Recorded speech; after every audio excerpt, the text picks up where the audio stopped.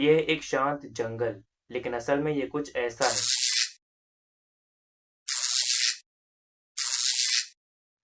ये आवाजें, ये है इन पेड़ों के एक दूसरे से बातें करने की आवाजें। यस, ये पेड़ पौधे असल में एक दूसरे से बात कम्युनिकेट कर सकते हैं। मिट्टी के नीचे एक ऐसा वुड वाइड वेब हर पेड़ के नीचे ऐसे जुड़ा है जैसे एक इंसानी दिमाग के न्यूरॉन्स एक दूसरे से जुड़े होते हैं। इंसानी दिमाग जैसा नहीं, लेकिन इंसानी दिमाग से कम भी नहीं। इसे आप एक नेचुरल इंटरनेट कह सकते हैं, जिसकी एक सीक्रेट लैंग्वेज प्रकृति के पास जो है वो है केमिकल्स, जड़ें और फंगाई।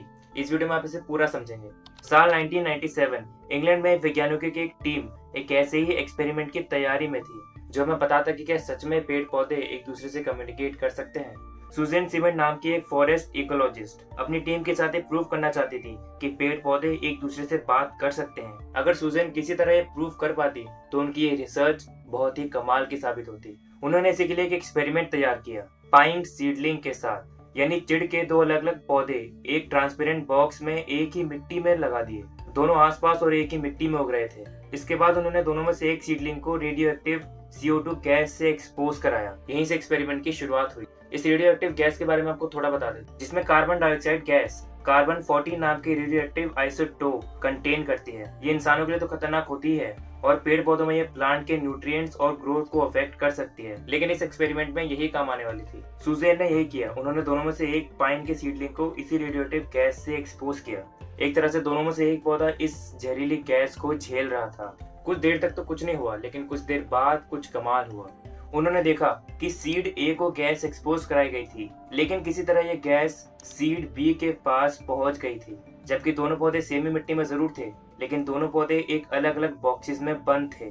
ऐसा था कि पहले पौधे ने दूसरे पौधे को बता दिया हो कि मैं खतरे में हूँ। एक्सपेरिमेंट से ये पता चल रहा था कि किसी तरह उस मिट्टी के थ्रू वो रेडियो एक्टिव गैस ट्रेवल कर रही थी, यानी किसी तरह ये पौधे एक दूसरे से कनेक्टेड थे। इसी तरह हो सकता था कि जंगल में हर एक पेड़ इसी मिट्टी के नीचे के बड़े से नेटवर्क से कनेक्टेड हो।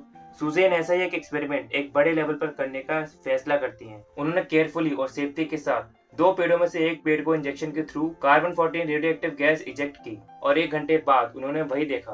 वापस किसी तरह ये गैस इस वाले पेड़ से उस वाले पेड़ तक पहुंच चुकी थी। अगर यहाँ भी गैस एक पेड़ से दूसरे पेड़ तक पहुंची होगी तो उनके गाइगर काउंटर में रीडिंग आएगी, और वही हुआ। वहां भी दूसरे पेड़ के पास किसी तरह वो CO2 गैस पहुंच गई थी उन पेड़ों की जड़ों के थ्रू। सुजैन की ये रिसर्च नेचर को लेकर एक नया राज खोल चुकी थी।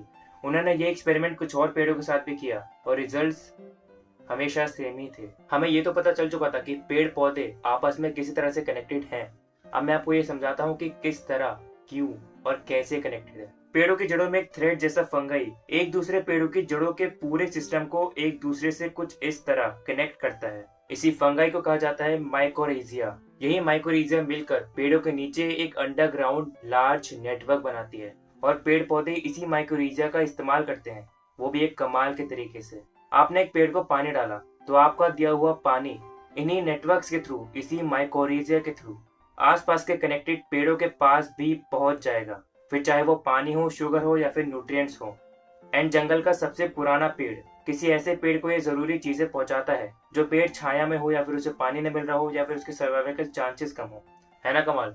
पेड़ पौधे भी एक दूसरे की मदद करते हैं। इसी के साथ अगर जंगल में किसी एक पेड़ पर कोई खतरा आ जाए, जैसे कि कीड़े मकोड़े या सूखा पड़ने वाला हो, तो पेड़ अपने आसपास के पेड़ों को भी इस खतरे की जानकारी दे देते हैं इन्हीं फंगल नेटवर्क्स की मदद से। इस सब के साथ पेड़ हमारी नर्व्स की तरह इलेक्ट्रिकल सिग्नल्स के जरिए भी कुछ जरूरी जानकारी बाकी पेड़ों तक पहुंचा सकते हैं। एक और कमाल की बात, जब हम कोई पेड़ काटते हैं ना, तो पेड़ एक high pitched ultrasonic sound generate करता है। जब एक प्लांट स्ट्रेस में होता है या फिर उसे पानी की कमी होती है, कटने वाला हो या फिर कुछ और, तो हवा इन पेड़ पौधों के जाइलम में ट्रैप हो जाती है, जिससे बबल बनते हैं और इन्हीं बबल्स के एक्सपेंशन, कॉन्ट्रैक्शन और फूटने से ये अल्ट्रासोनिक साउंड्स बनते हैं, जिसकी हाई पिच की वजह से इंसानों को ये सुनाई नहीं देती। रिसर्च के हिसाब से ये साउंड्स पेड़ों का एक डिस्ट्रेस सिग्नल हो सकता है, जिससे पेड़ एक दूसरे को भी उस खतरे के बारे में बता देते हैं। है ना कमाल? मतलब पेड़ पौधे क्या क्या कर सकते हैं अपने तरीके से।